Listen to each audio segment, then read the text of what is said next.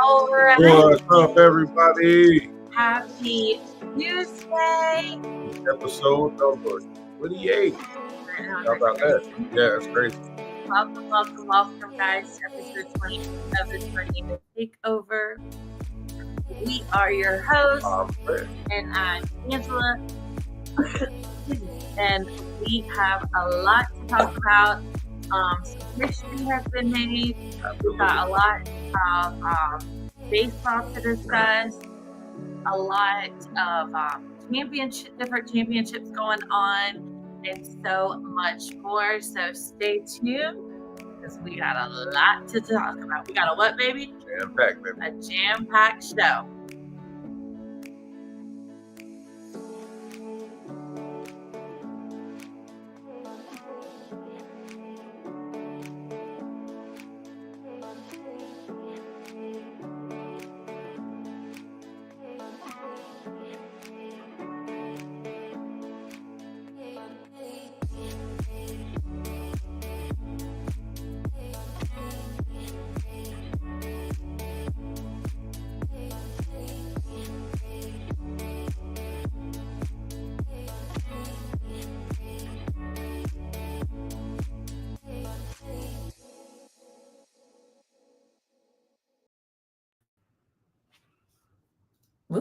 All right. What's up, everybody? Welcome to episode, as Babe said earlier, episode 28 of the Tornado Takeover.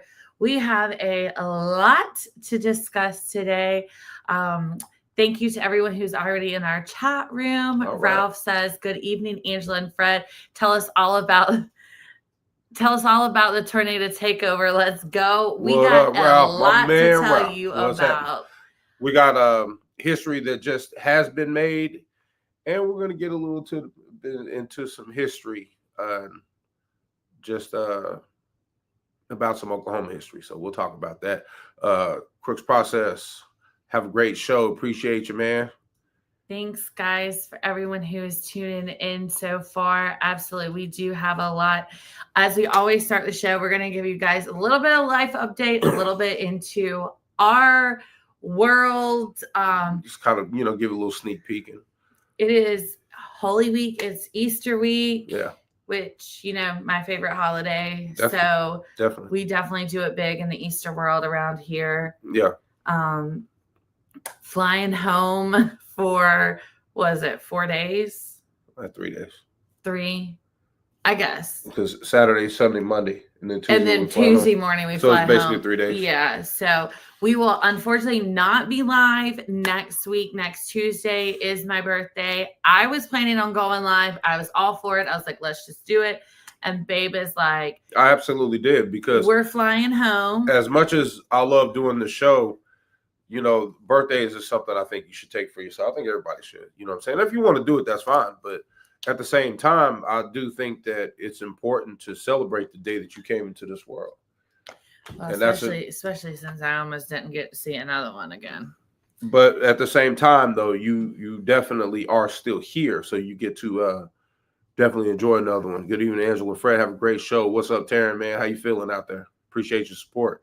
But yeah, I wanted us to have, even though we'll be flying in on your birthday, I do want us to take that day off to where you can enjoy it. So, thanks. You know what I'm saying? So not really a whole lot going on with us this week. No, it's not true. We're flying out of town. Well, coming up, yes, we're flying out of town, and then the following, we go out of town for 3.5 days. I'm home all day Tuesday, all day Wednesday. Thursday morning, I get back on a plane. I fly back up to North Carolina. My mom is in a Women's Educators Association, or Society, I should say, as a Society of Key Women Educators. They are not a sorority.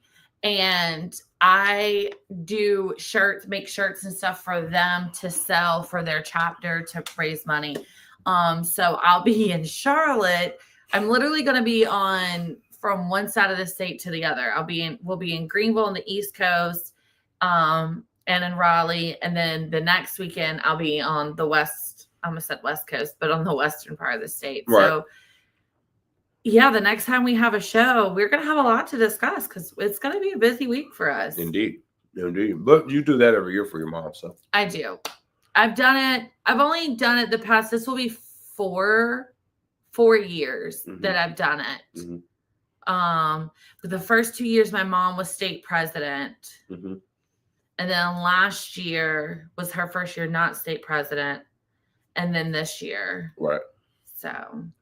But I got to attend one year. It was back in 23. You did. So Babe came with me. It was my mom's last term as state president. It just so happened to be, it fell that it was in my hometown. So Babe got to go with me. Funny story is we had just gotten engaged. So like we got engaged on my birthday at SeaWorld. And then I think it was that was Saturday. We got engaged on Saturday. And then on Thursday, we drove up there. Yeah, we drove up there Thursday.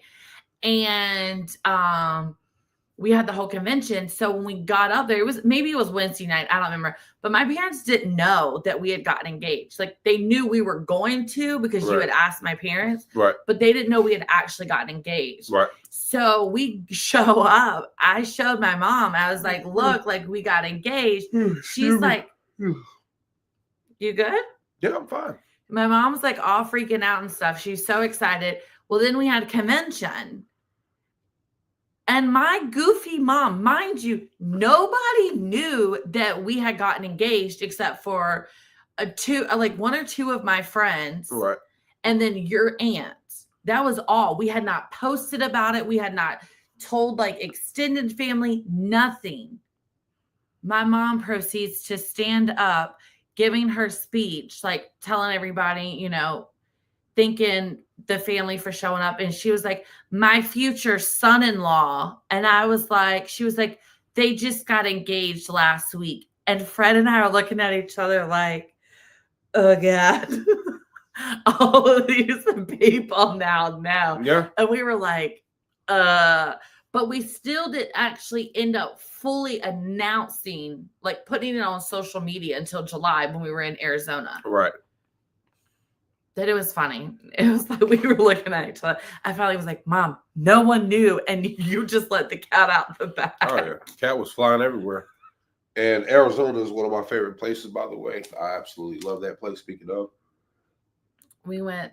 It's hot as crap, but we did go in July, so yeah, it's hot, but it's definitely a cool place to visit. Who knows? It might even be a nice place to live. Just I didn't say we were moving. I just said it might be a good place to live. Oh, I was ready to start packing the house. That'd be nice, but I'm just kidding. But yeah, definitely. We're also going to talk about some other things today. Oklahoma City Thunder has made some history. We'll get more specifics later, but they definitely got to make some very cool things. So real quick, we're going to talk about something very important for those who are from the Oklahoma City, or even those who care, and they may not even be from Oklahoma. Gosh. Well, there's some people, that actually like it means something to them, Yeah. Remember the OK City bombing 30 years later. For those of you who are from Oklahoma, like I'm from Oklahoma. I was living in Oklahoma City when it happened. You know what I mean? There were some people who I knew who were in certain places. They could feel the building shake that they were in. Do you want to kind of give us a background for those people who don't remember? Well, so basically, at that particular time, it was considered. It's coming up. The 30th in 4 days. 30th anniversary is April the 19th. Right. For those who are unfamiliar, who have forgot, or I hate to say it, like if you're younger, you weren't alive, right? That type of stuff. I will turn. This is all you. I remember where I was. I can give my side, but you were there living it. Yeah, it was pandemonium. It was a very crazy day. So basically, I was living. Me and my mother. We were living with my grandmother at the time, and I woke up and then come to find out that a bombing had taken place. It was at the Mirror Building downtown on April the 19th in 2000 and I mean not 2005, excuse me, 1995. Excuse me, I have my dates mixed up. But it was definitely a very scary day. At one point in time, that was considered one of the. It was a federal building. It was the Mirror Federal Building. It was considered at that point in time and a little further down one of the worst, if not the worst, terrorist act in U.S. history at that particular moment in time. It was committed by a man named Timothy McVeigh, who was sentenced to death row, and then he had a conspirator, a co-conspirator by the name of Terry Nichols. It was a very heinous act. It was very ugly. 168 people died. There were people who had nothing to do with anything, and they ended up dying because of a man full of hate.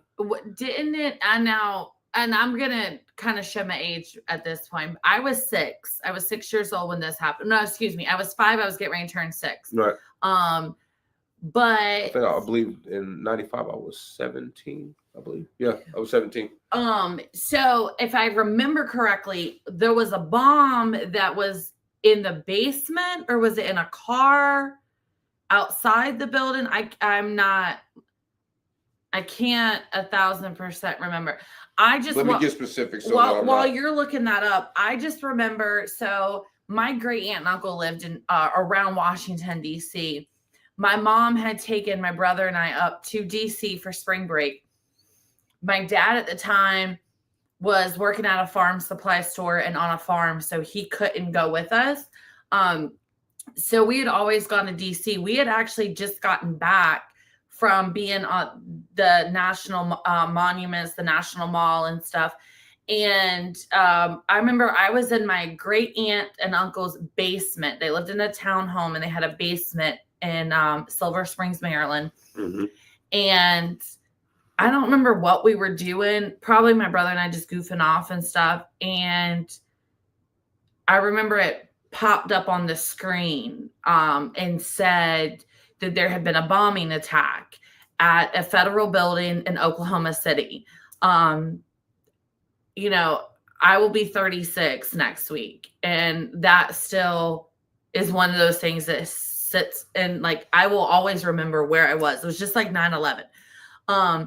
But, you know, I remember us going back to DC, like back into the city and taking the metro, and even on the metro going into the city from Silver Springs. It was almost like the flip of the switch. Like you went and everybody's like so gung ho and happy and all this stuff. And then in the matter of minutes, the very next day we go in and it is like, you're going through security line after security line after security line. Yeah. There are armored vehicles everywhere. There are people with guns just lined up. And it was like one of those surreal moments that I will never forget. Yeah. You know, and I remember my mom kind of explaining, like, and to this day, she'll still explain it, how crazy it was that, you know, we were in all these federal buildings. Like, it could have been us. Like, somebody could have targeted DC instead of Oklahoma City.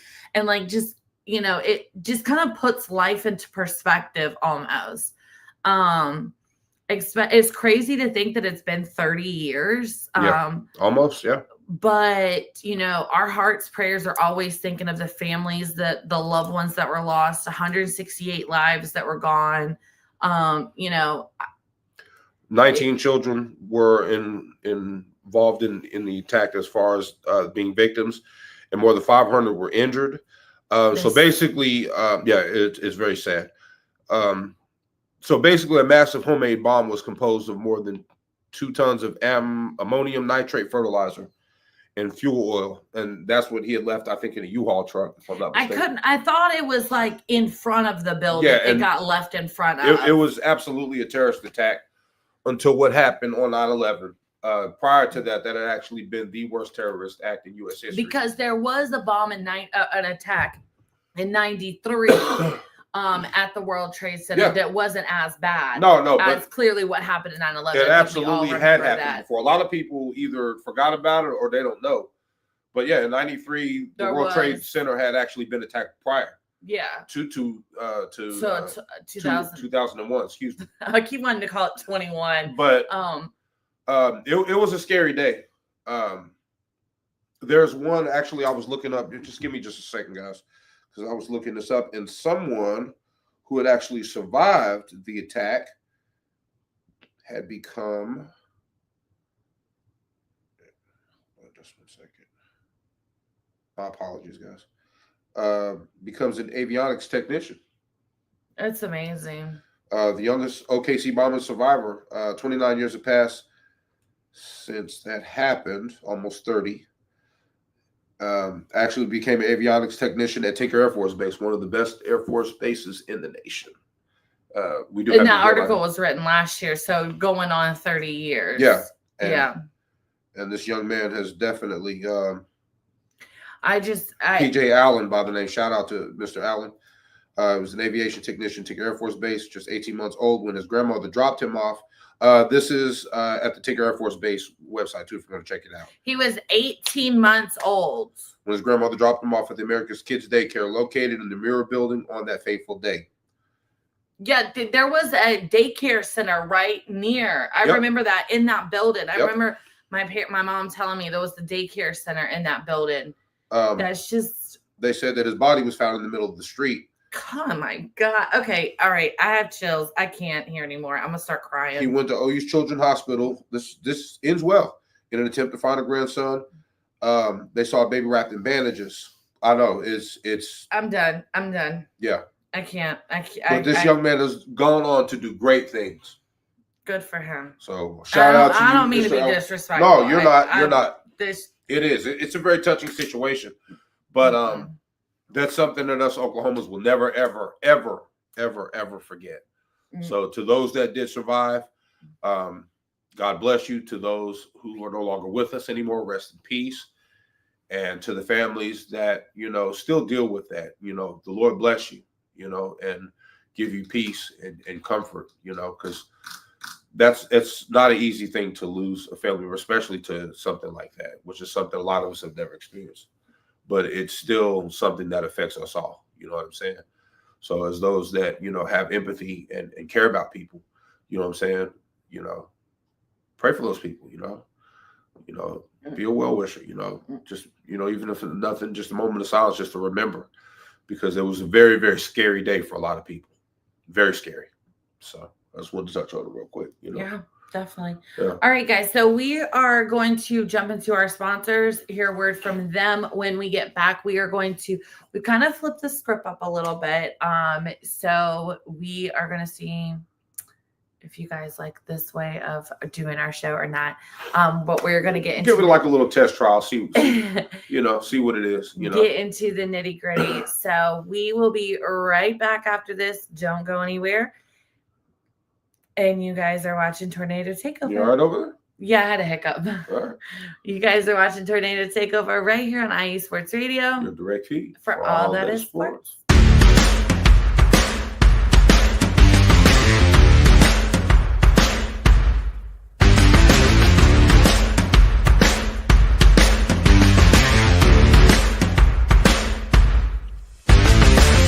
IE Sports Radio fans, this show is brought to you by Planet Jerky Premium Brisket Beef Jerky. Planet Jerky is the official jerky of the 2022 California League champion Lake Elsinore Storm, Single A affiliate of the San Diego Padres. This all brisket jerky has gluten-free options, contains no MSG, no sodium nitrate, is low in sugar, and high in protein. Go to their website at planetjerky.net and follow them on Instagram at Planet Jerky. Planet Jerky, the jerky that's on a whole other planet.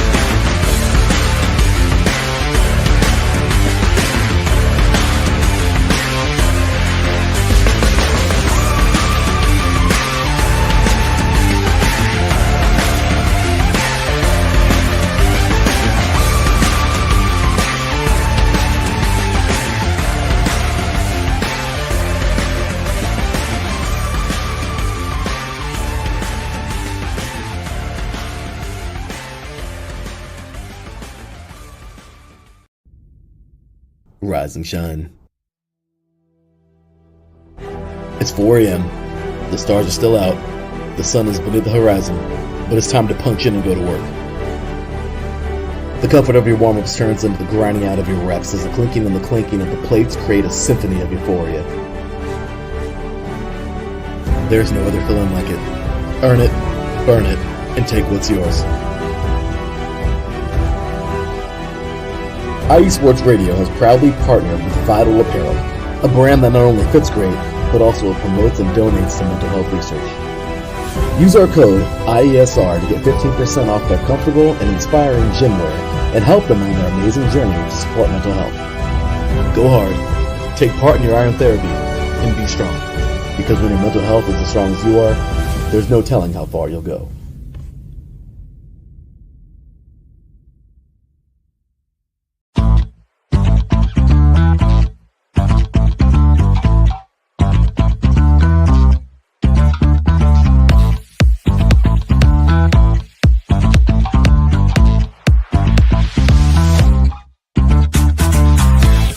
Hey there, IE Sports Radio fans. Be sure to check out our sponsor, Seal the Deal Wax Seals by Cecilia B. You just finished your very own wedding or baby shower invitations and you're looking for that extra special touch? Maybe you just wrote a letter to a relative or a friend and you want to add to their smile when they receive it. Then seal the deal with Cecilia's handmade sealing wax stamps for your invitations, letters, and gifts. You bring the deal, we'll bring the seal. You can find them on Instagram at sealthedeal_wax stamps and on Facebook, Seal the Deal Wax Seals.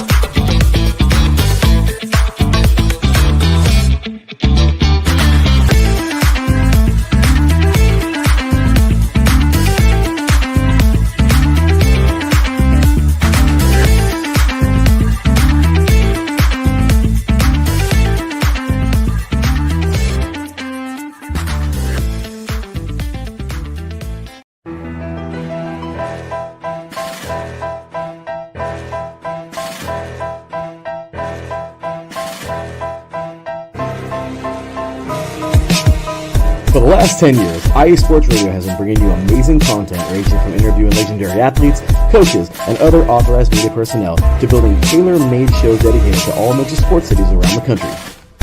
Make sure to follow us at IE Sports Radio on X, Instagram, Facebook, TikTok, and YouTube to keep up with the latest in sports and with all of our shows. Also, make sure to check out our daily updated website at iesportsradio.com. At iesportsradio.com, you can see our daily show schedule and check out all of our show pages with personal bios to learn a little bit more about each of our awesome hosts. In addition to our show pages, you can catch the IE Sports Radio blog, Hall of Fame, Fans of the Month page, and our merchandise shop including t-shirts, tank tops, caps, long sleeves, hoodies, and more. For now over a decade here at IE Sports Radio, we've continued to be by the fans, for the fans, and we thank you all for your support and for making IE Sports Radio your direct feed for all that is sports.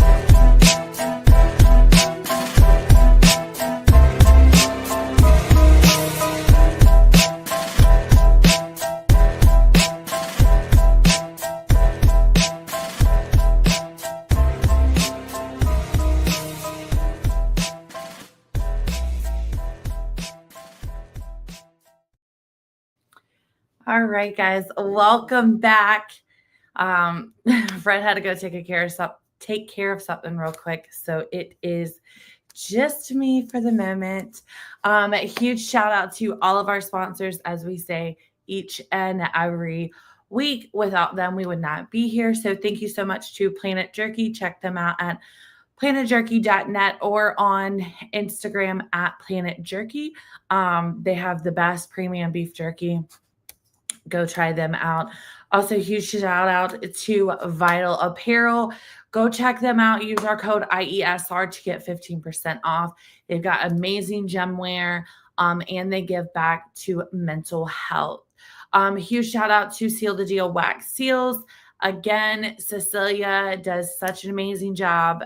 She did the seals for our wedding invitations, and we not only did we love them, but everyone who received a invitation loved them just as much. You can find her on Instagram at @sealthedeal_wax stamps. You can also find order them straight from the IE Sports Radio website at iesportsradio.com/sealthedealwaxseals. Excuse me. Also, huge shout out to IE Sports Radio. Make sure you give us a follow on X, IG, Facebook, and TikTok. Like and subscribe on YouTube so you know when not only us, but every other show that we have right here on IE Sports Radio goes live.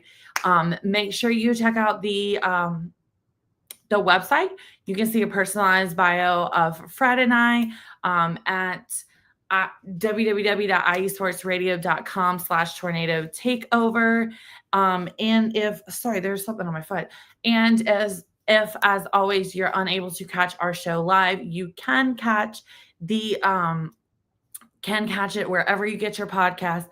Apple Podcast, Spreaker, Spotify, iHeartRadio, Google Podcast. I'm going to tell you my favorite thing is walking into my parents' house and yelling. They call theirs Echo, not Alexa, but Echo, play Tornado Takeover. And then it plays the podcast. So you can also use your Amazon Alexa as well. Also, big shout out to our newest sponsor, Raw Nutrition Supplements. Check them out at getrawnutrition.com. Use our promo code IESR for 10% off. Also, while you are on X, make sure you give us a follow at Tornado TKOV_IE. There is a lot of things that we don't fully discuss on our show, just because if we did, we would be here for like 8 hours. And my husband has to go to work tomorrow. And I don't think our dog would be alive if we were still up here for 8 hours. He would destroy our whole house. So make sure you check us out on X. We do post a lot more content over there about OU, OSU, some of the high school teams, the Sparks, the Crusades, things like that. So check us out and give us a follow on X. Also, should you feel so inclined to do so, our supporters link is scrolling. You can, give there. It is $5 a month. So you can check that out. We also have that linked in our Twitter, or X account, whatever you call it. All right, guys. So we are going to get into it. Like I said earlier, we kind of are flipping the script a little bit. So we are going to start on the diamond. And we are going to start with none other than OU's baseball team. So OU's baseball team is currently taking on OSU right now. We do have another Battle of Bedlam. We did last week in softball, and we will get into that. So it's going to be interesting. Can we take the cake again? We meaning OU. So this past week, they did last Tuesday lose 1-9 to Dallas Baptist. They played Friday through Sunday against number 17 Vanderbilt, to which they won game. They won the first two on Friday and Saturday, but lost the Sunday game. Game one on Friday, they won 9-4. Game two, they won 14-0 in 7 innings. In game 3 on Sunday, they did lose 2-13 in 8 innings. As I mentioned, upcoming, they are at Oklahoma State right now. The game is currently going on. First pitch was at 6 p.m. Central, so 7 p.m. Eastern. They will be at Missouri this weekend, Thursday through Saturday. Because we're not going to be here next week, I'm going to just kind of give you 2 weeks in advance. They will be hosting the Oral Roberts Golden Eagles on Tuesday, the 22nd. And then they will head to Georgia Thursday through Saturday, the 24th through the 26th. And when we come back on the 29th, they will be taking on the Wichita State Shockers. So our guys are doing good. They are currently ranked number 12, which is good. I'm proud of them. Would like to see a little more.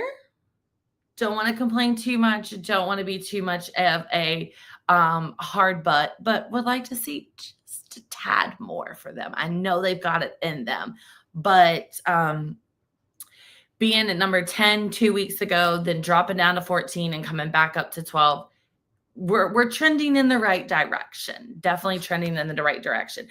And speaking of the right direction, or speaking of trending, however, not in the right direction, heading over to Love's Field, we're going to talk about the OU Lady Sooners.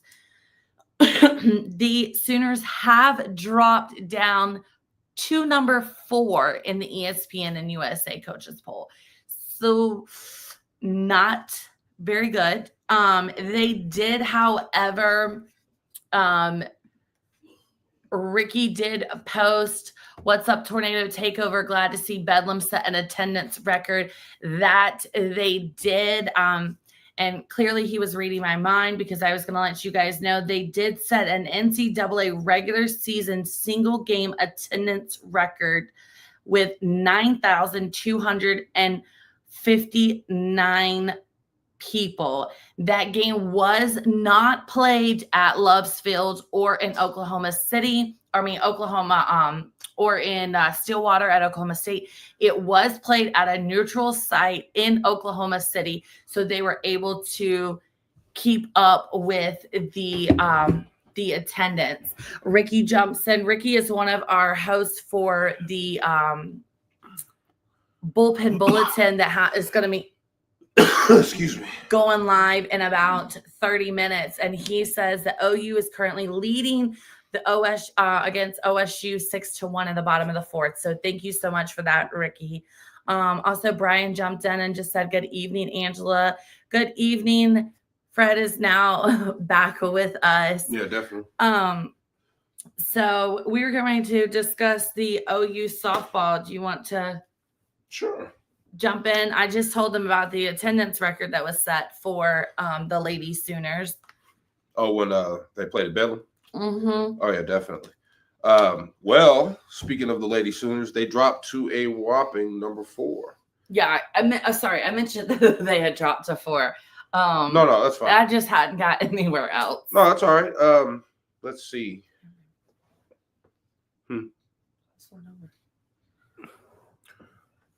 You know, I know you had your little hostile takeover thing going on. You know. Sorry, I was trying to move so you can come back. I just had to. Baby, come back. I just had to come back. So basically, right here. Sorry. No, that's fine. I just wanted to make sure that I was on the right page. Playing against OSU, the Lady Sooners did win 11-3 in 5 innings. We did get to see a piece of that to some degree, but I think you saw a piece of that because I was way too busy into Amazing Race. Okay, that's right, on Wednesday. Yeah, as soon as I came home, I cut it on to watch it. You cut it on, and about 10 minutes later, the game was over. Yeah, already. I just got home. So I was way too far in depth to an Amazing Race to turn the game on. Plus, I forgot it was on. So the Lady Sooners also did get a chance to play the University of Alabama. Number 22, 23, Alabama in Tuscaloosa. Can we just erase that whole series? Yeah, because it was pretty awful. They did win 5-1, but the next 2 games they lost 6-1 and 2-1 yesterday in 8 innings. So I don't know what's going on, but our coach Patty, who's an amazing coach, by the way, she might need to have a little talk with him. I don't know what's going on over there. I'm gonna say this. I don't want people to think that there's a crack in our armor. You know what I'm saying? Well, I'm gonna say this. I'm just gonna say that. Go ahead. I'm gonna say this. I'm wondering if, and feel free, anyone jumping in the comments, baby, feel free to jump in. Sure. Wherever you feel. Sure. I'm wondering if Patty taking this coaching position with U.S. the softball mm-hmm. has because there was a couple games where she was not present, a couple of rescheduled games. She was not present. She already had prior. Her husband did take over. I'm wondering if we're starting to get too much in our head. There's so much going on. I mean, that's a possibility. We've got that we're the champions. We're a four-peat champions. If we don't win, we're all like, there's so much of a hype now. Well, a lot of pressure. There's so much pressure that now we're starting to crumble. Losing 2 games in a row to the same team. That's a bad. To me, it is, because it's like, But it's like telling the rest of the SEC that. Well, Texas dropped. Texas is now number 3. Texas was sitting at 1. We were sitting at 2, and we'll talk about Texas coming up here shortly. But we were 1, they were 2, then they were 2, they were 1, we were 2. Now we're 4 and they're 3. It's like, come on. Right. I don't want to, losing back-to-back losses like that to Alabama, or really to any team. I just don't want to communicate where there's vulnerability, and the people are like, oh, we see cracks. You know what I'm saying? I think the cracks are already exposed. You know what I'm saying? And then what happens is now we got a big bullseye on our back where people want to start coming at us, and we could be dethroned, which is definitely what I don't want. Because I don't want that either. But I'm wondering if that's what we need to get our mentality back together. Be hungry. Yeah, I mean, because you think of it, the last few years we have stayed number 1 or number 2 the whole season. Absolutely. This is like one of the first times we have dropped down to number 4 in how many years? Yeah, a long time. Exactly. Yeah. The minute that we drop out of the top 5, I'm gonna say there's an issue. Yeah, we have a problem that needs to. I'm saying that now, in the fact that we dropped to number 4. You know what I mean? Like, well, yeah, but I'm giving them a little bit of a benefit of the doubt. Right, cutting them a little slack. But still doesn't make me very happy. No, not at all. I don't like the fact that we lost. Like I said, not just once, but twice in a row. They're definitely a powerhouse in the softball, genre. They're amazing. I just want them to keep that up. You know what I'm saying? Yeah. And hold that, status. I mean, you're going to lose games. Let's just be completely honest. It's almost like in boxing.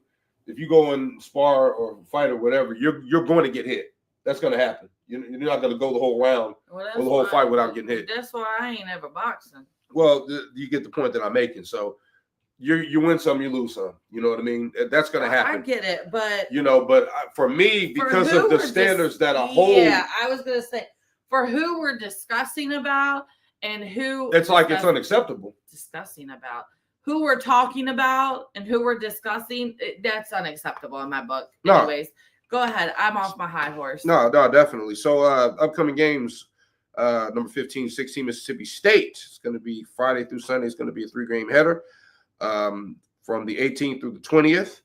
Then after that, it will be number 3 Texas, which is who we discussed earlier. From Friday to Sunday, the 25th through the 27th of April. So make sure you guys check that out.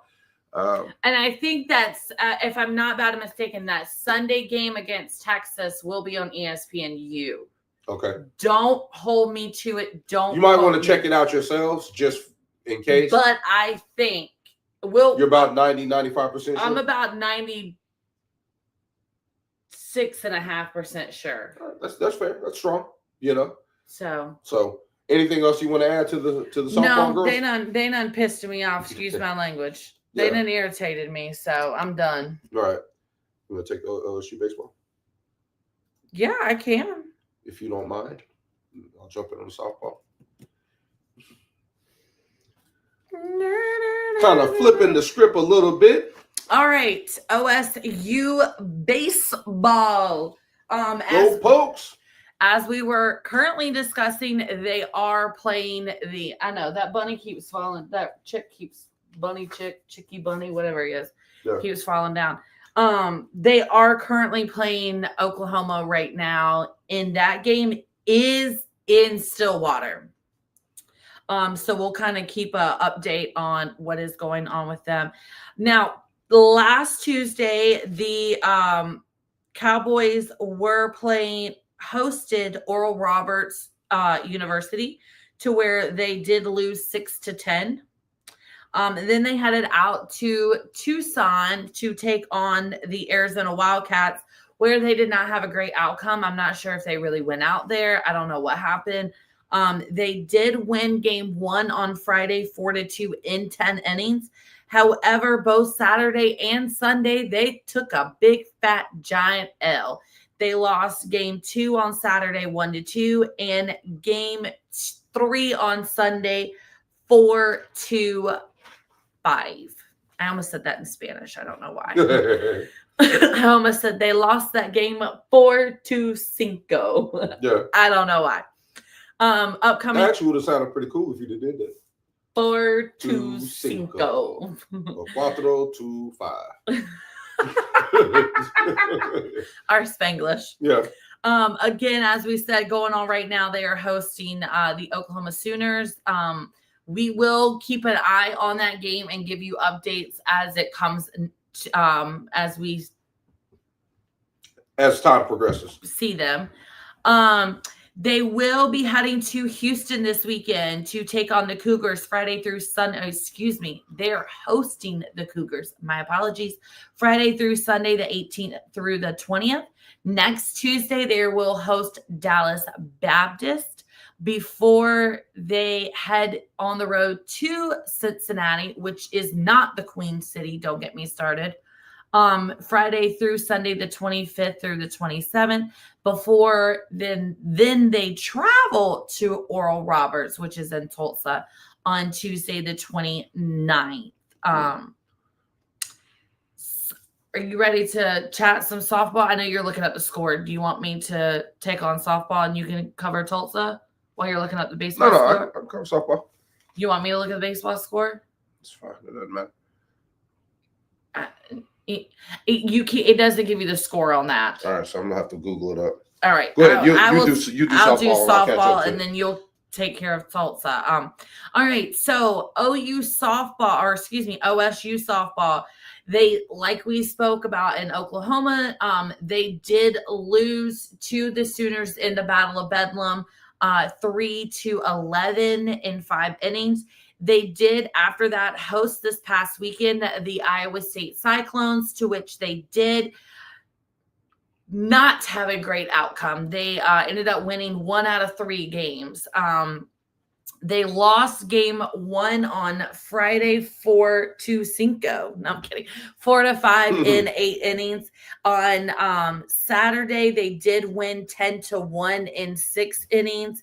And on Sunday, they lost 4-8. Upcoming for the Lady Cowgirls, they will host Wichita State tonight. They're hosting Wichita State. We'll find out that score. Keep you guys updated on that score as well. Then this weekend, they are heading down here to Orlando. They will take on the UCF Golden Knights Thursday through Saturday, the 17th through the 19th. They will have next Wednesday a 1 game against Texas. Hosting Texas on Wednesday, the 23rd. Before they head to Kansas to take on the Jayhawks Friday through Sunday, the 25th through the 27th. All right, so Update. Whoop, whoop, whoop. Top of the 5th. OU is at 6 points. Oklahoma State, the Pokes are at 1. So still, the score is still 6-1 at the top of the 5th. Top of the 5th, no outs. No outs. So, like I said, we will keep an eye on that game for sure. Definitely. For you guys. All right, babe. You ready to take over on the pathetic that is Tulsa softball? Yeah. I'm sorry. I don't mean for that to sound disgraceful and awful, but Tulsa softball is not doing too great. No, they're not. Don't put your money on them. So just recently they were at USF Friday through Sunday. They were down here in Tampa. They lost all 3 games. First game they lost 6-1. The next game they lost 5-1, and then the last game of that 3-game header they lost 6-3. So I mean, at least they scored more than 1 point. Upcoming. I mean, what can you say about it? I'm not even trying to be funny. I don't mean to sound ugly, but there's not much. But dang. We're covering them. It is my home state. This is the Tornado Takeover. We are covering all the sports in Oklahoma. But there's only so much we can talk about if you're giving us stuff to talk about. And the fact is, y'all lost 3 games in a row. Tulsa softball, get it together. Upcoming versus Wichita State. More than 3 games. I'm talking about just recently.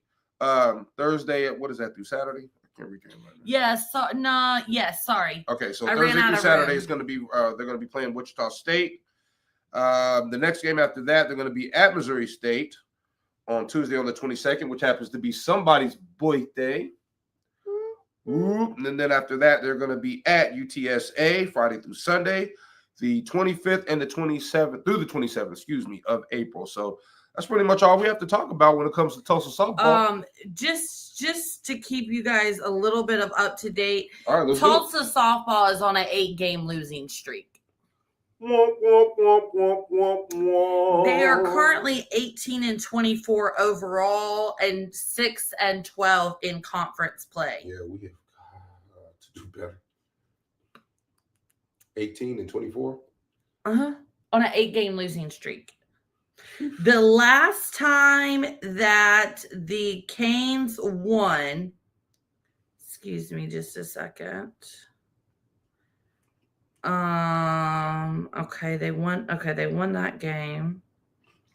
The last time that the Lady Golden Hurricanes won a softball game was Friday, March 28th against North Texas at the Collins Family Softball Complex in Tulsa, Oklahoma, with the score of 8-7.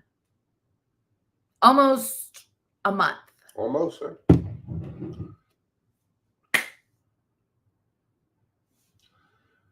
Moving forward. Let's go to the chats and see what's There's no chats. Mm-mm. Well, I mean, there's nothing to talk about when it comes to Tulsa softball, so I can see. So we're gonna move on to. Sorry, that was really bad. Oklahoma City. Comets.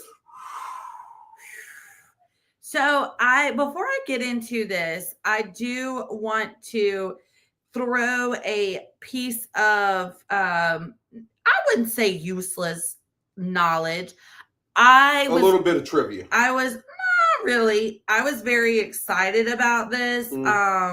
It actually brought great joy to my heart.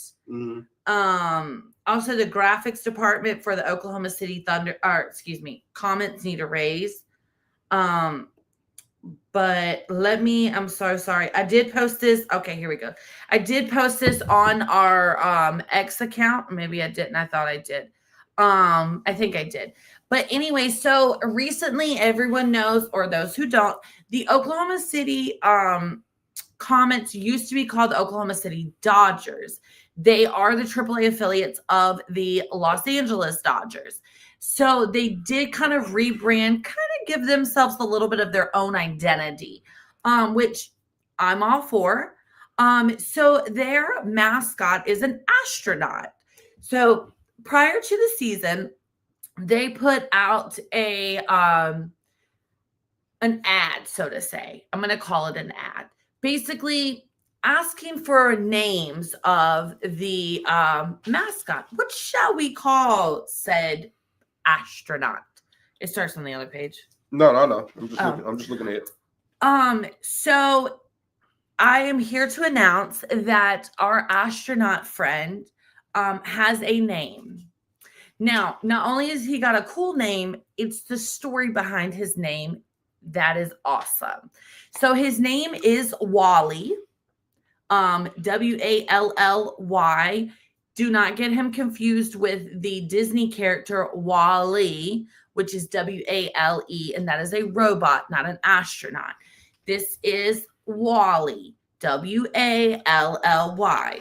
So Mr. Wally, the guy who named him, who I don't have his name in front of me, but Wally was named after Wally Funk, who F-U-N-K, Funk, don't get it twisted, who was an Oklahoma State alumni who paved the way for women in aviation. Funk was the first female air safety investigator, an FAA inspector, and a member of the Mercury 13. Isn't that kind of cool? Yeah, it's pretty impressive. So I just thought, I got chills thinking about it. So again, welcome to the family, Mr. Wally. We'll somehow figure out how to get a mascot, Wally, because baby. Oh, Lord. I love stuffed animals. Oh, we know. All right. So let's get into some OKC comments stuff. So this past week, they did Tuesday through Sunday. They were in Round Rock, Texas, taking on Round Rock. They did come out of that 4-2-2. So they won 4 games out of the 6. On Tuesday, they won 16-3. Wednesday, they won 7-5. Thursday, they won 9-6. Friday, they did, however, lose 1-2. Saturday, they won 15-0. Before falling 3-6 on Sunday. Now, upcoming for the comments, they are going to be hosting the Tacoma Rainers. Tacoma is a AAA affiliate of the Seattle Mariners. First pitch did start at 6:05 p.m. Central Time tonight. So if I can find the score, I will also let you guys in on that as well. So they will be taking on a 6-game homestand Tuesday through Sunday, starting today through Easter Sunday. Do want to keep in mind, Saturday is First Responders Night for the 30th anniversary of the OKC bombing of the Alfred P. Murrah Federal Building. They will retire. I know, you guys, it sounds like the most randomest number ever, but they will retire number 168 in honor of the 168 people killed or lives lost. Let me just say it that way. They're going to be having members of the OKC rescue, fire and rescue, police, first aid, all of that will be out throwing the first pitch on Saturday. So do not miss it. That's going to be awesome. They're going to have if I remember correctly, when I was reading through it, there will be like a parade of first responders parade. So please check that out. Go attend if you're in the area. If you live in Oklahoma City or you're coming to Oklahoma City this weekend, go check that out on Saturday. Tonight, Tony Gonzalez is started pitching. He was our starting pitcher. He is here on a rehab assignment. So,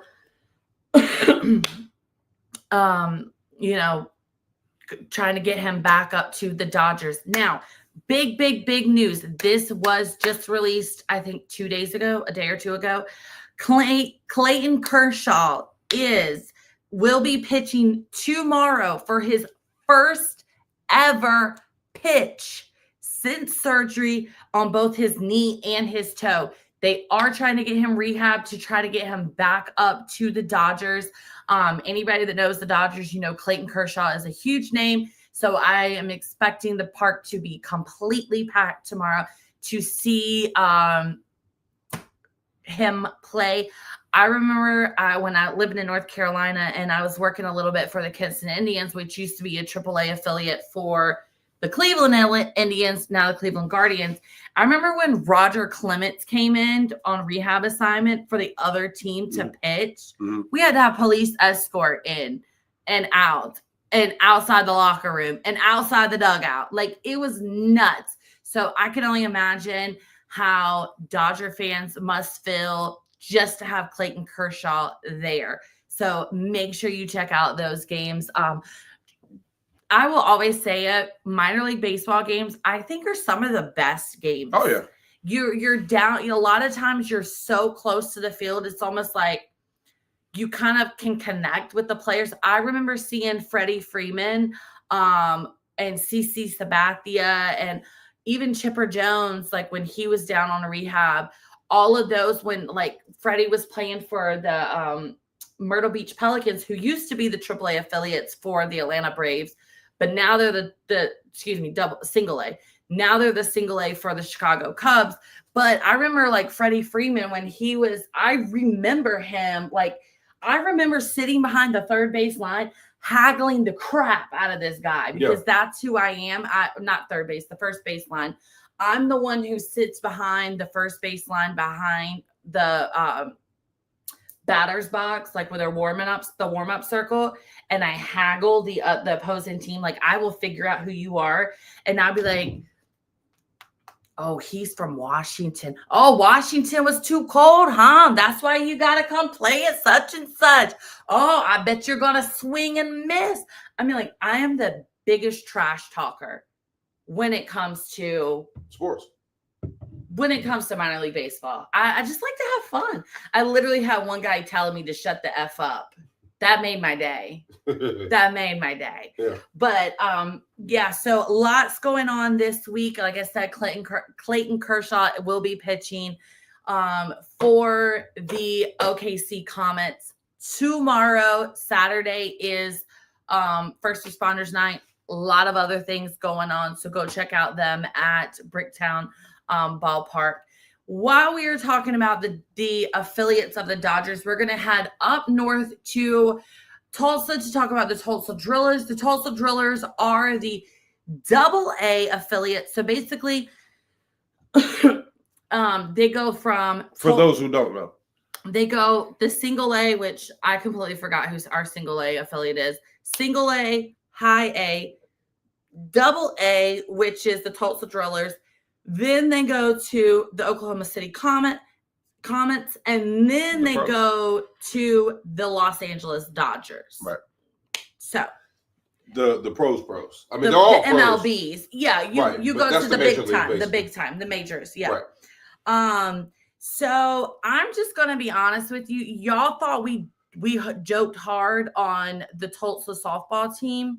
Well, get your laughing cans ready because we about to be joking on some Tulsa Drillers. Are you ready? Are you ready? They're ready. So they kicked off the season on Friday the 4th, against the Northwest Arkansas Naturals, who are the AA affiliates of the Kansas City Royals. They lost all 3 games. Mm-hmm. They lost every game in the 3-game series. Every game. Now, they headed last week, the 8th through the 13th, to the Arkansas Travelers. The Arkansas Travelers are the Seattle Mariners AA. Remember, we just said their AAA are the Tacoma Rainers. Get what I'm saying here? So we're kind of on the same playing field. Okay, so back to the Drillers. The Drillers won game 1, 1-0.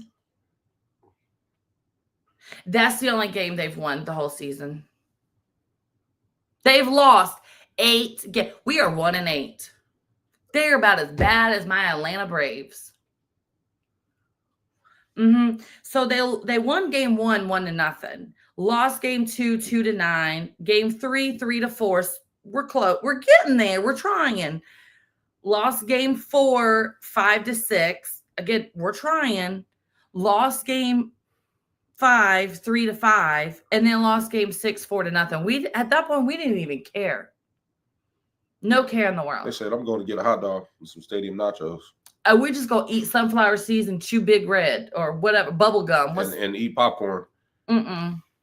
So this week, starting tonight, they are hosting their homestand. Their opening night starts tonight.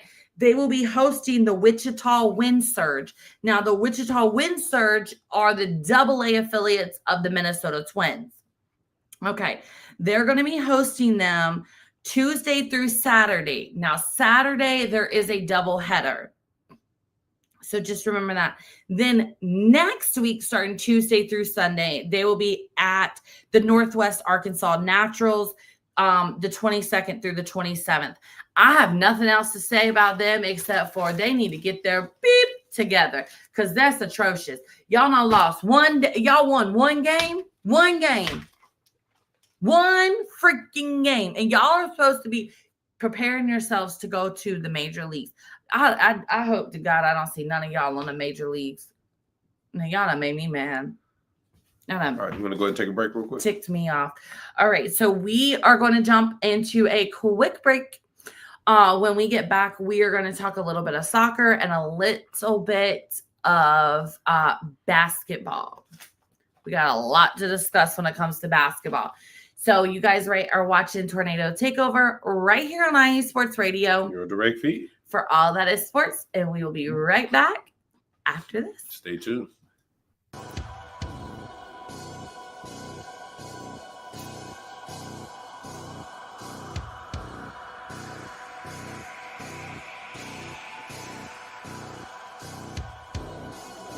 Are you a fan of Minnesota sports?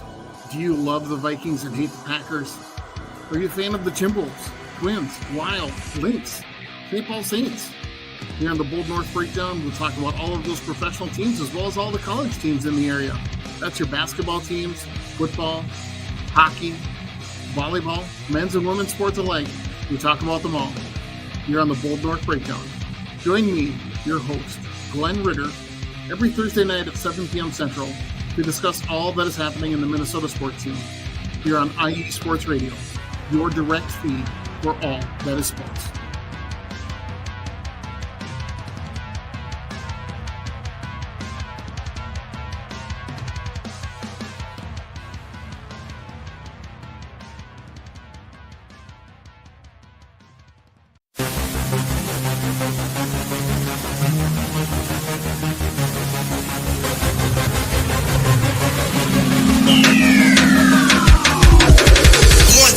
Everybody, this is Darren Rodriguez. Are you a fan of volleyball? Are you a fan of Thunder Spikes? Then I have the show for you, Set Point, where I cover NCAA men's and women's volleyball, high school boys and girls volleyball, beach volleyball, and even professional volleyball. Catch the action every week here on IE Sports Radio, your direct feed for all that is sports.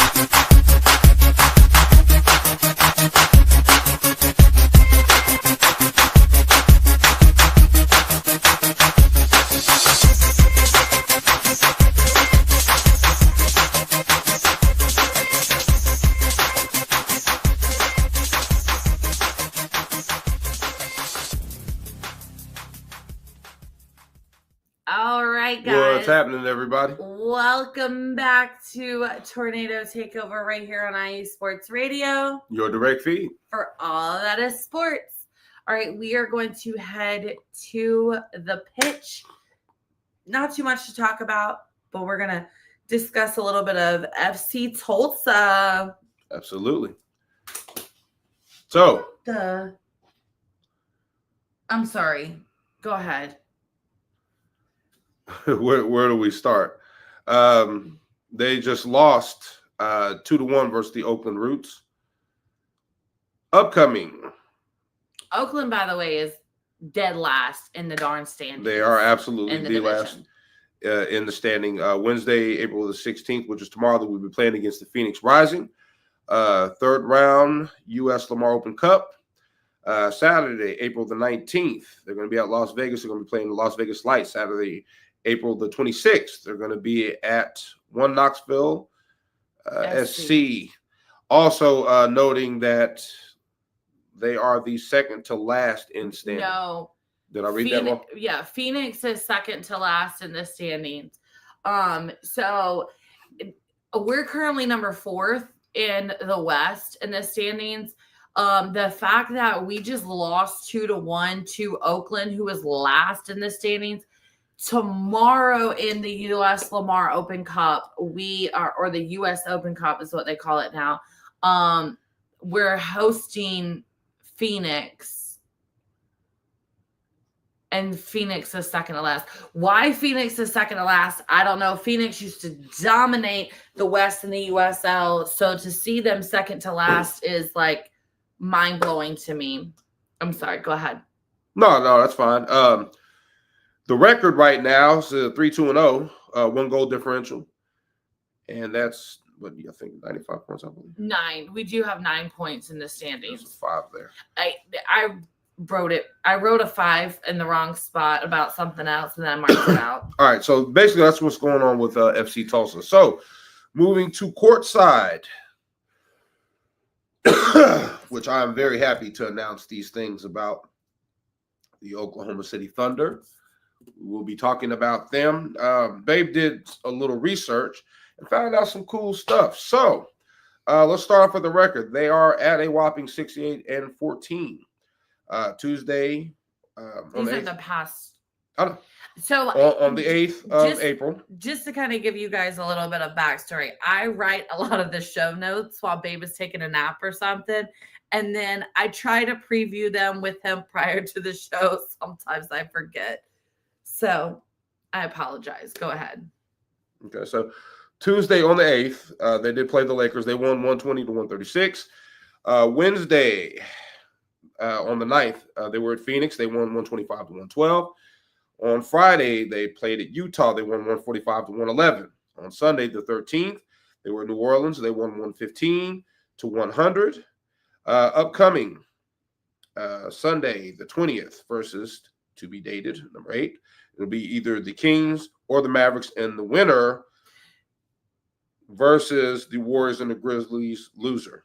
And then the winner of those games play OKC. Yeah, so the winner of the Mavericks and Kings will play the loser of the – can you flip it back around? Sure. So I can see. Will play the loser of the Warriors and the Grizzlies. And then the winner of that match will be the number 8 seed in the NBA playoffs and will play Oklahoma City in OKC at the Paycom Center on Easter Sunday. Why do we have to have games on Easter Sunday? That annoys me. Anyways, go ahead. You want to do this? Yeah, maybe. You sure? Yeah, go ahead. All right, so SGA right now is at 32.7 points per game. He is the highest leading scorer in the NBA. Most points per game in the season in Thunder history.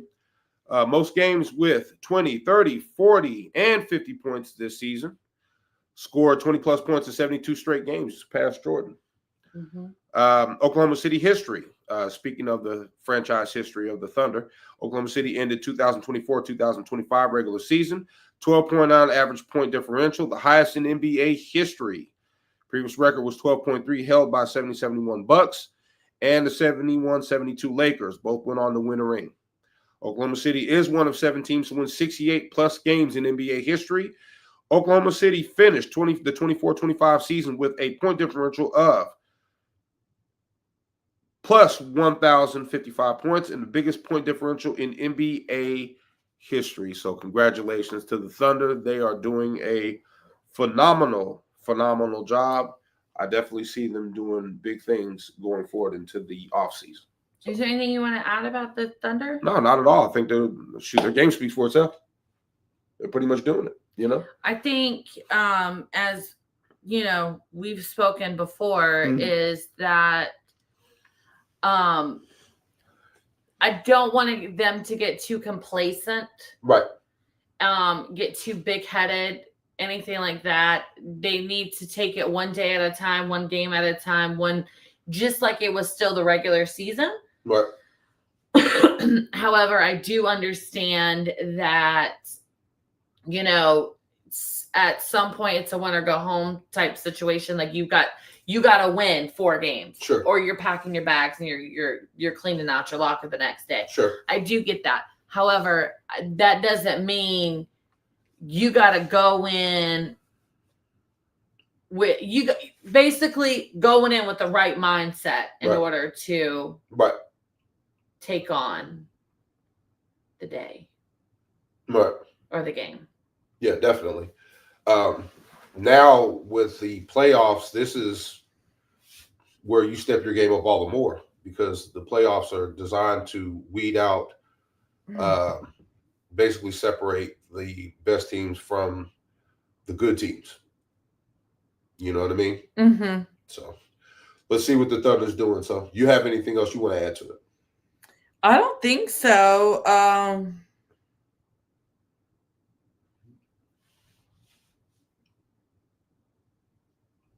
Sorry, I just realized we were about to cover something, and I just realized I never went back and looked at that one team. What one team? I can't believe I did that. I never went back, and it's still sitting blank.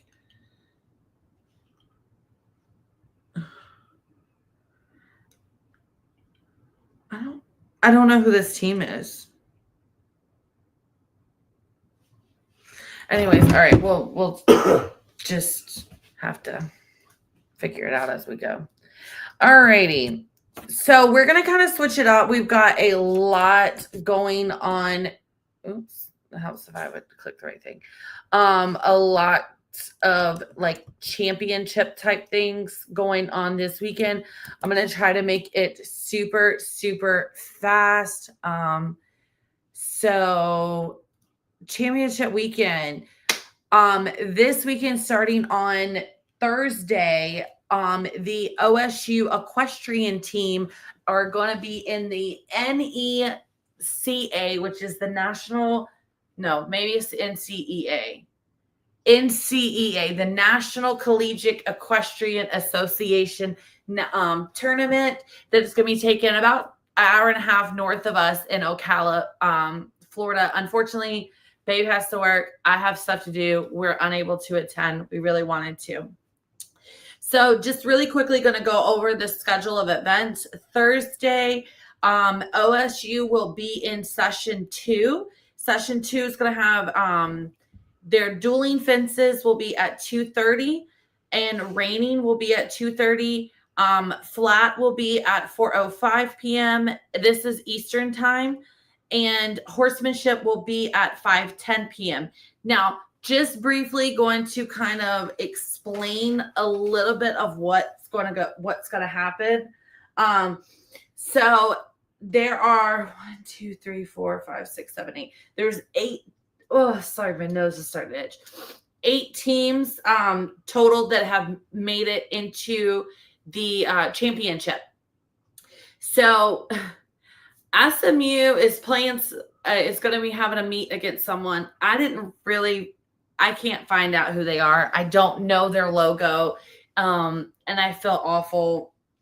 So it'll be them. So it'll be SMU and team question mark because I don't remember who they are. Right. TCU and South Carolina. So the winner of those 2 meets will face off against each other. And then you'll have OSU and Texas A&M, and then Auburn and Georgia. So the winner of OSU and Texas A&M will compete against the winner of Auburn and Georgia. And then the winner of Auburn and so say if OSU moves on and whoever their winner is, they will compete against each other. And then the winner of the top part of the bracket will compete against each other. The winner of that will compete for the championship. So basically, first round is going to be held on Thursday. Second round will be held on Friday, starting at 9 a.m. with fences and reining. Flat will be at 10:35, and horsemanship will be at 10:50. Championship will take place on Saturday, starting at 10 a.m. with dual reining. Dual means that there are 2 people competing against each other. There are a couple of teams who didn't make it, but they have single riders that did make it in. So they're competing separately for a separate championship. Trust me, I've done more research about horse championship than I thought I was ever going to have to do in my life. Yeah. So dual reining is going to be at 10 a.m. on Saturday for the championship. Horsemanship will be at 11:35 a.m. And then flat will be at 1, and fences will be at 2:50. Now, I understand I'm saying a lot of crazy words, and y'all are like, what do those mean? So I'm going to basically give them to you as I call the normal people version. So when we say fences, it's kind of self-explanatory. Okie, do you want to show everybody? I guess not. I think you're just gonna have to go and do it. I guess so. Yeah. So fences is basically where you're just jumping over the fence. They jump over the fences. Basically what a lot of people know about horse shows. Right. Where they're just kind of jumping over what they call the rails or a PVC pipe type thing. Mm-hmm. Okay, a flat is also kind of like dressage, where you're in what they call the arena, and the horse is walking, just kind of like showing. They make like a pattern where maybe they have to walk this way and then walk sideways. And then if anybody's ever seen the clip of Snoop Dogg and Kevin Hart, and Snoop Dogg is like, oh, that horse is crip walking. That's flat or dressage. That's what the horse is doing. Right. It's the only way I know how to explain it. Yeah. The crip walking horse. Oh, Lord.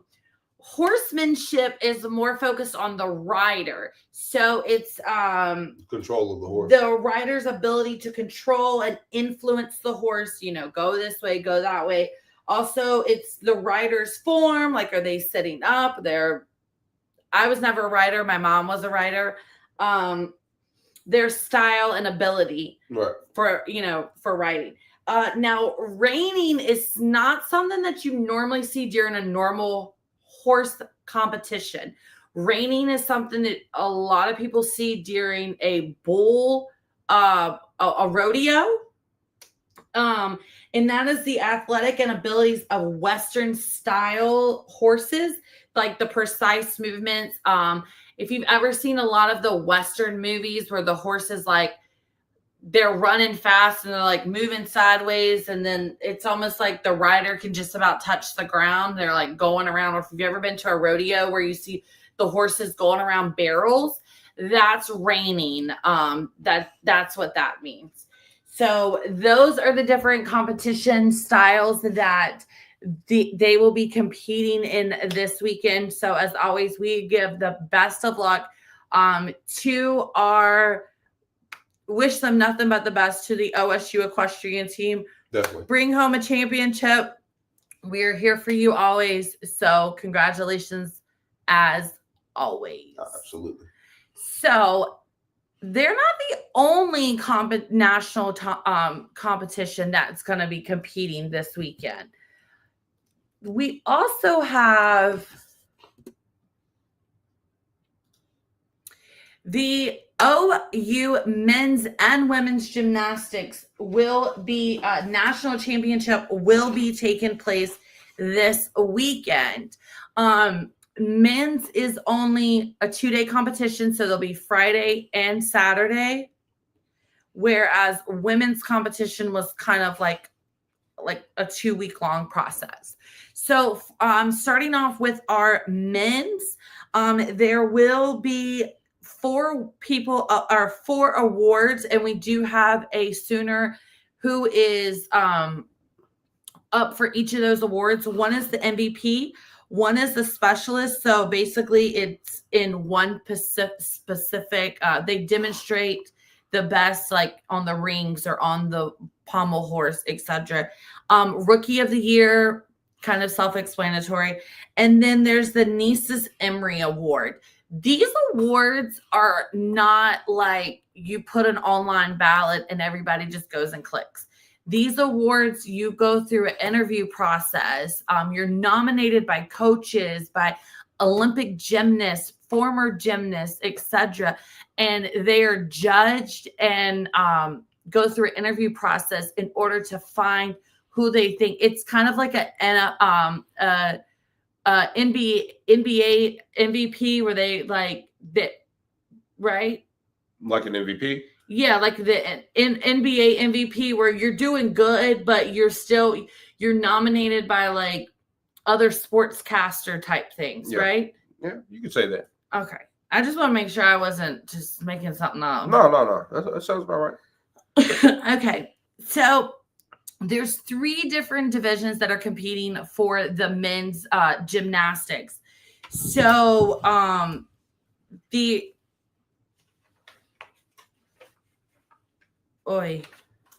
didn't even write everything down, babe.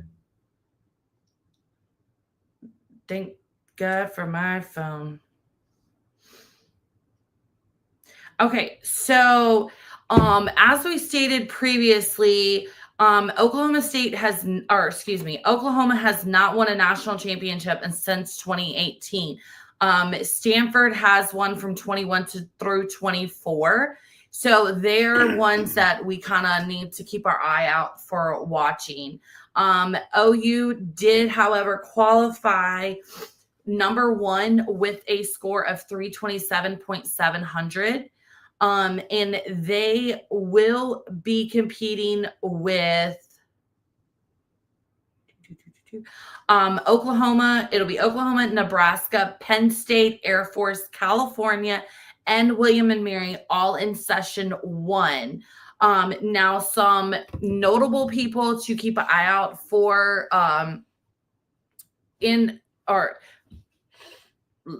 let me just continue real quick. Sorry.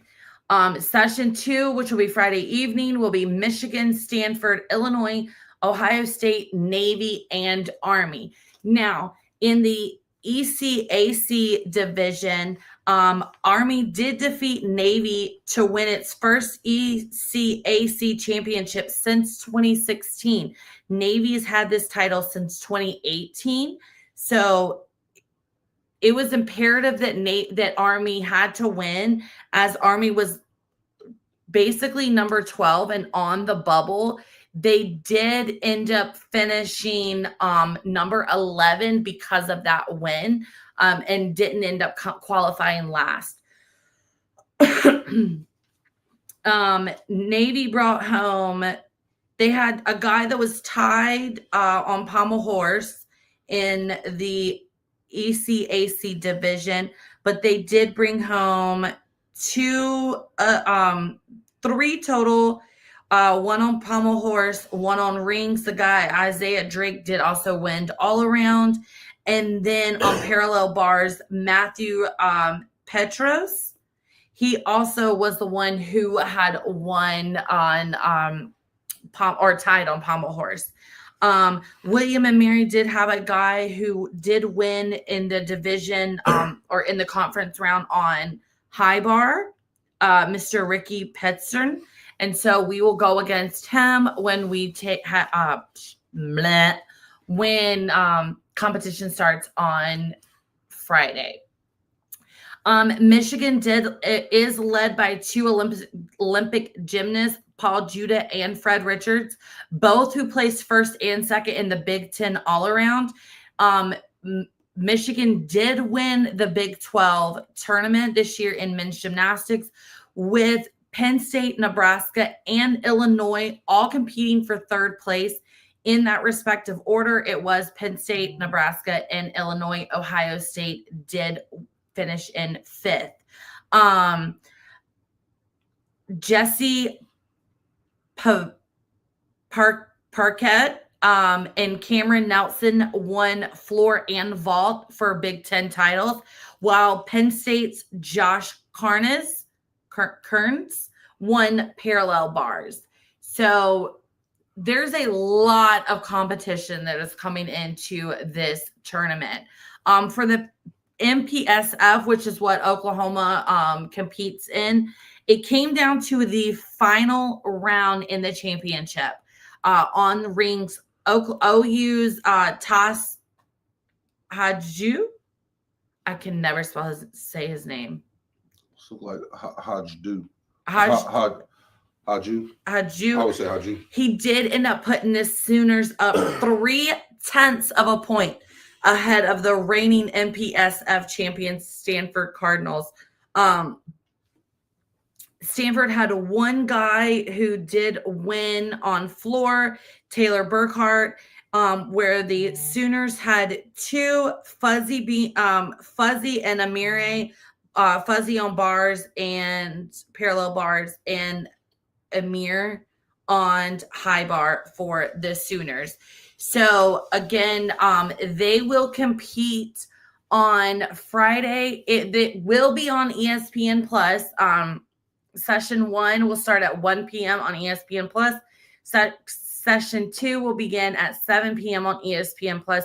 The championship will take place on ESPN 2, which is huge, on Saturday the 19th at 6:30 p.m. So we look forward to seeing the Sooners there.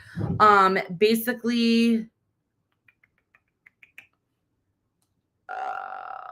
I'm trying to look real quick. All right, so the three teams and the top 3 all-around competitors not on one of the qualifying teams, plus the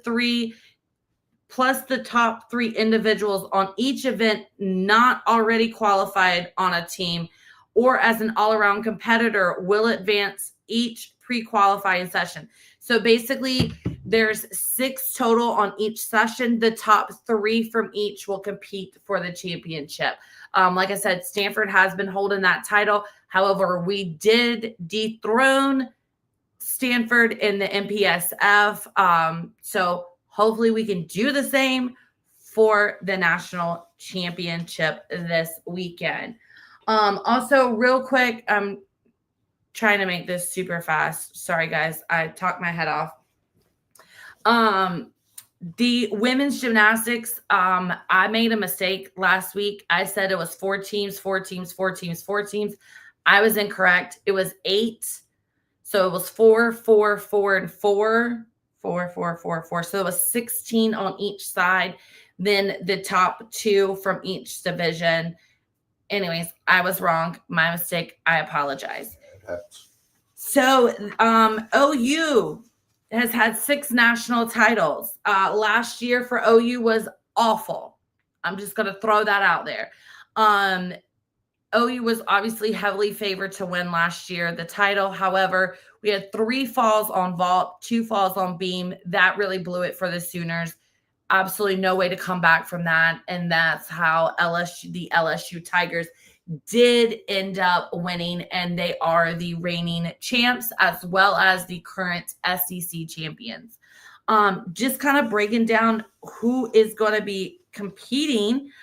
It will be on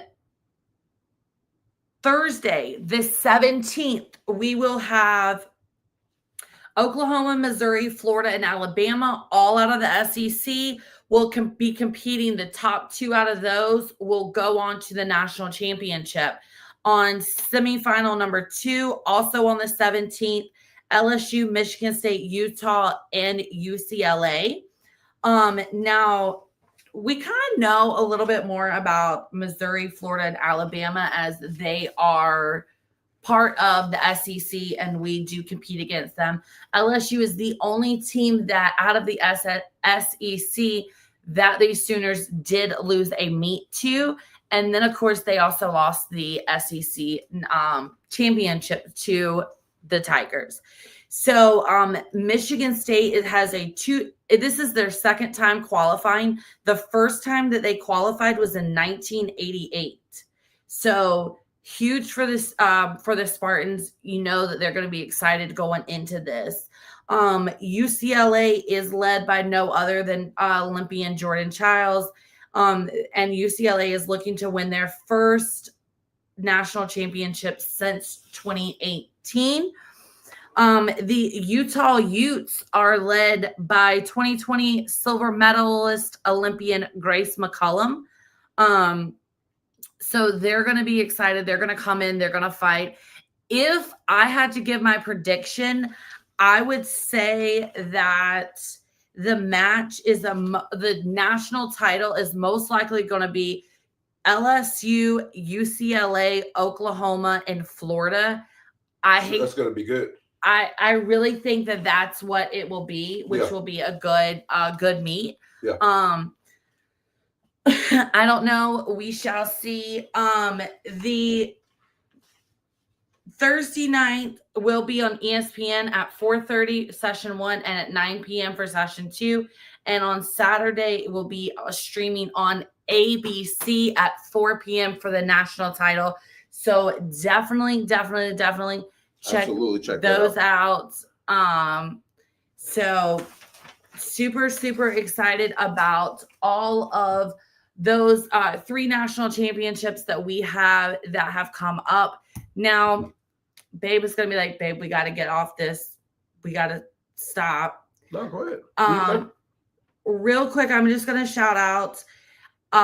This past weekend was the National Cheer Association and the National Dance Association's competition here in Daytona. It's the biggest thing. This is what all of the dance teams, cheerleaders, collegiate teams. That's awesome. This is what they look forward to. This is where they get those rings, they get those banners. This is what they're coming for. So a couple of teams that we don't normally discuss on our show did win. So I'm going to fly through these really super quick. In advanced all girls division 1A for cheerleading, Oklahoma State did win 5th place. So huge congratulations. They did have a deduction of 1.75. Yeah. But huge congratulations. Now, also in cheerleading, the advanced all girls division 2, Oklahoma Baptist is your national champion. So congratulations to Oklahoma Baptist University. Absolutely. Also in the advanced large co-ed division 1A, Oklahoma State did take 3rd place behind Texas Tech and Louisville, the University of Louisville. So huge congratulations to the Cowboy or the Pokes cheerleading team for that. In advanced small co-ed NAIA, Oklahoma City University did take 1st place, so they are your national champions for that. In intermediate all girls division 2, Oklahoma Baptist took 2nd place. So right behind none other than Dallas Baptist. I feel like Oklahoma and Dallas Baptist always play. Yeah. Both Baptist schools. Exactly. In your intermediate all girls NAIA, Oklahoma City University did take home that national championship. So congratulations there. Definitely. I was like, no Oklahoma team won that. Nope, none other than my East Carolina Pirates got 2nd place in the intermediate large co-ed division 1. Susie, we sent her out. Too bad we couldn't send her out in 1st place, but she was sent out. So it was her last year coaching cheer. That's it. She got 2nd. All right. So real quick. In Palm Division 2, Oklahoma Baptist did finish 2nd in Palm. In hip hop, NA1A or NAIA, Oklahoma City University finished in 3rd. Also in Spirit Rally Division 2, which is huge, Oklahoma Baptist finished in 1st. Once again. In team performance in the NAIA, Oklahoma City University, national champions. There you go. In the all girls group stunt, the University of Oklahoma did finish in 11th and in 12th place. So not the best, but great job to those 8 girls. And I think that, excuse me.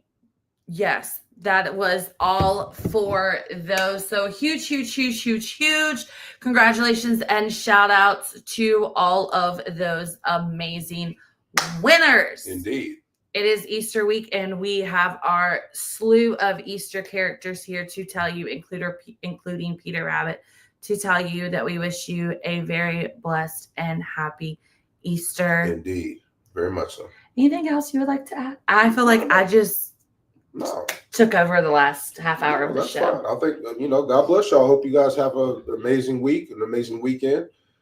Be safe out there, and, obviously we're going to be out of commission for the next couple of weeks. So we'll definitely have a lot to talk about. But for those of you who stay tuned in and everything, we appreciate you. Thank you for your support.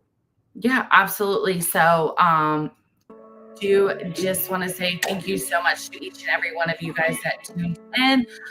Remember, as my shirt says, Silly Rabbit, Easter is for Jesus.